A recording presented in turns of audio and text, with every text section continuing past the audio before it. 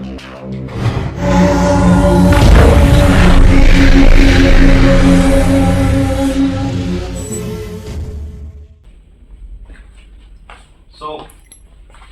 इस वीडियो से आप क्या क्या लर्न करोगे?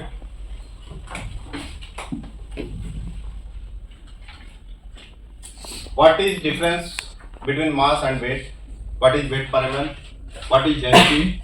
And how to determine weight per ml and its rational unit of weight per ml? And what is specific gravity or relative density? दोनों का नाम एक ही है, specific gravity या relative density. Determination of specific gravity and its rational unit of specific gravity.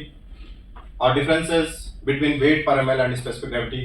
Role of temperature on weight per ml and specific gravity. So पहला सवाल है difference between mass and weight. What is the difference between mass and weight? Anybody? एक ही चीज है, अलग अलग है? Good. क्या डिफरेंस है? सर वेट हम विद रिस्पेक्ट टू ग्रेविटी लेते हैं और मास ग्रेविटी का भी लेना देना नहीं है. Very good. Mass is the actual content, fundamental measurement है इररिस्पेक्टिव ऑफ ग्रेविटेशनल फोर्स. और weight is a gravitational force on an object, depends on location and mass of object. मतलब हमारा जो weight यहाँ पे है, अगर हम चाँद पे चले जाएं तो 6 गुना कम हो जाएगा. मतलब मास तो हमारा वही रहेगा बट weight कम हो जाएगा. मास वही रहेगा. मास का मतलब है एक्चुअल कंटेंट. कोई भी चीज है उसके अंदर एक्चुअल कंटेंट कितना है, और यह fundamental measurement. And what is density? Density क्या होती है? मास अपॉन वॉल्यूम. अब हम यहाँ पे मास लेते हैं या वेट लेते हैं? एक्चुअल में क्या लेते हैं? डेंसिटी में मैंने लिखा मास अपॉन वॉल्यूम. सबने पढ़ा होगा formula, mass upon volume. Weight लेते हैं, मास लेते हैं? मास लेते हैं. क्या लेते हैं? अरे लेते क्या हो भाई? डेंसिटी मेजर की है नहीं की है? मास जो निकाला आपने, कहां से निकाला? मास आपको कहीं से मतलब थ्योरेटिकली पता लगता है क्या कि मास है? सर क्योंकि हमने उस टाइम पे वेट किया होता है. उस जो होता है हमारा सॉल्यूशन होता है उसका हमने वेट किया होता है, तो फिर हम वो तुम बताओ सर. अगर मास को डिफाइन करें तो मास को तो ऐसे ही करेंगे ना कि something which has weight is mass. Weight का ही डेफिनेशन होएगा कि वेट ही लेते हैं हम. मास का एक्चुअल मतलब क्या है? यूनिवर्सली एक्सेप्टेड है जो. हाँ, कहीं भी हो, आज यहाँ पे है, चांद पे है, मंगल पे है, उसका मास उतना ही रहेगा. अगर 1 किलो का बाट आपने ले लिया तो उसका मास उतना ही रहेगा.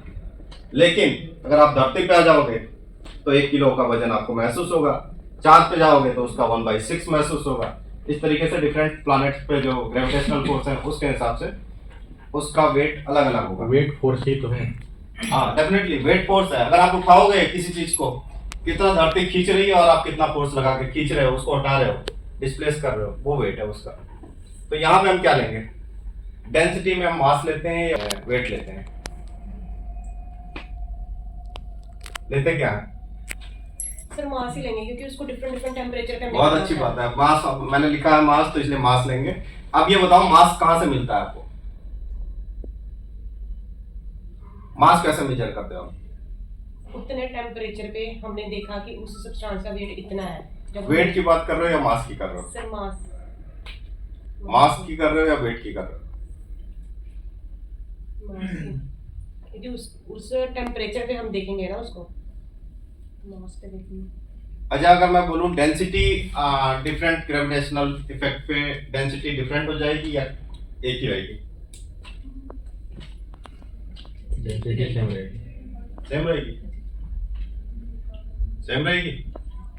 एज पर जो आपने लिखा है उसके हिसाब से तो सेम नहीं. चलो आप लिख दो. वो मुझे नहीं पता सही क्या है गलत क्या. इसके हिसाब से सेम नहीं रहेगी. अच्छा ठीक है, चलो मैंने मास अपॉन वॉल्यूम गलत लिख दिया. वेट अपॉन वॉल्यूम लिख दूं, चलेगा? अगर वो लिख देंगे आप तो फिर नहीं चेंज होगी. लेकिन आप लेते क्या हो एक्चुअल में? आप जब डेंसिटी, आपसे बोला जी डेंसिटी मेजर कर दो, तो आप क्या लेते हो? सर मास के अकॉर्डिंग चेंज कैसे हो सकते हैं? आपने बोली तो बोला कि मास सेम रहेगा किसी भी वैल्यू पे. हाँ तो डेंसिटी चेंज नहीं होगी मास के अकॉर्डिंग। वेरी गुड करते हो। कैसे करते हो मास? मास वेट के थ्रू ही मेजर होगा। तो आपका मतलब आप जो वेट लेते हो उसको आप मास बोल रहे हो? नहीं, फिर उतने टेम्परेचर पे उतना वेट आता है।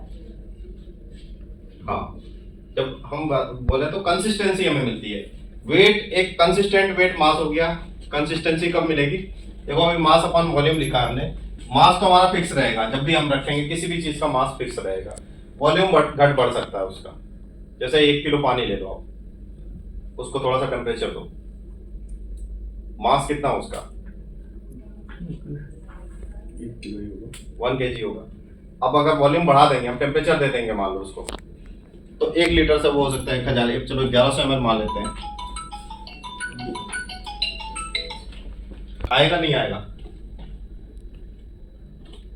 1100 ml अगर हमने कर दिया, मास तो उतना ही रहा, डेंसिटी में फर्क आएगा? इस केस में डेंसिटी में फर्क आएगा। m equal to v into d होता है, वॉल्यूम इंटू डेंसिटी। मास क्या है? यहाँ पे जो मास की मुझे लग रहा है बात कर रहे हैं वो वेट की ही बात कर रहे हैं।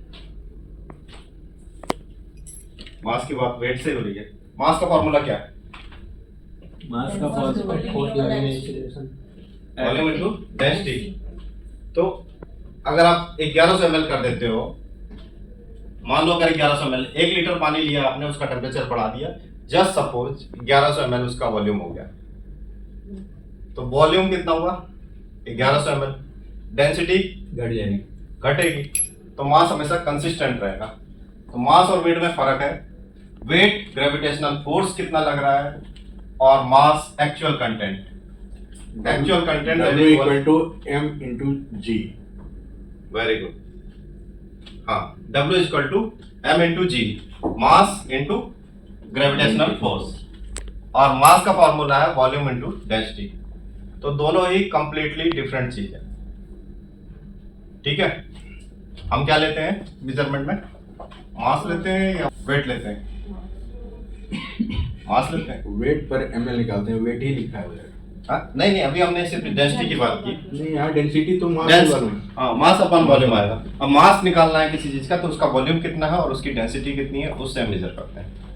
I think now it is clear to you. कोई सवाल है किसी के दिमाग में? So what is weight per ml और इसका सिग्निफिकेंस?